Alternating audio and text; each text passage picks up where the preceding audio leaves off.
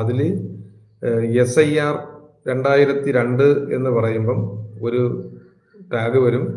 അതിനകത്ത് ആ ടാബിന് നമുക്ക് ഡൗൺലോഡ് എന്നുള്ള SIR 2002 ഡൗൺലോഡ് എന്നുള്ള ഓപ്ഷൻ നമ്മൾ ക്ലിക്ക് ചെയ്യുമ്പോൾ ഈ വോട്ടർ പട്ടികകൾ അതിനെ സംബന്ധിച്ചുള്ള ഒരു പേജ് വരും.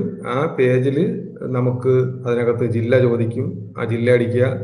അത് കഴിഞ്ഞിട്ട് നിയോജക മണ്ഡലം ചോദിക്കും, നിയോജക മണ്ഡലം. അതായത് പണ്ട്, ഇപ്പോഴത്തെ നമ്മളിപ്പോൾ താമസിക്കുന്ന മണ്ഡലങ്ങളെല്ലാം പുനർനിർണ്ണയം നടത്തിയത് കൊണ്ട് മിക്കവാറൊക്കെ മാറ്റം കാണും. 2002 നമ്മൾ വോട്ട് ചെയ്തിരുന്ന അല്ലെങ്കിൽ നമ്മൾ താമസിച്ചിരുന്ന കാലഘട്ടത്തിൽ ആ നിയോജക മണ്ഡലം ഏതാണെന്നുള്ളത് നമ്മൾ കൊടുക്കുക.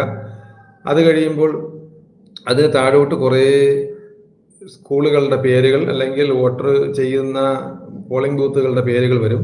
അതിനകത്ത് നമ്മൾ എവിടെയാണോ, ഏത് സ്കൂളിലാണോ അല്ലെങ്കിൽ ഏത് പോളിംഗ് ബൂത്തിലാണോ വോട്ട് ചെയ്തത് അത് നമ്മൾ സെലക്ട് ചെയ്ത് കൊടുക്കുക.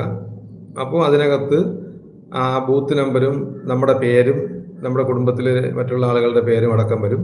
ആ പേരുകൾ നമ്മൾ സെലക്ട് ചെയ്ത് അതിനെ നമുക്ക് സ്ക്രീൻഷോട്ട് എടുത്ത് വെച്ച് നമുക്ക് ഉപയോഗിക്കാം. അല്ലെങ്കിൽ ഡൗൺലോഡ് ചെയ്ത് സ്ഥിതിക്ക് ഇതെല്ലാം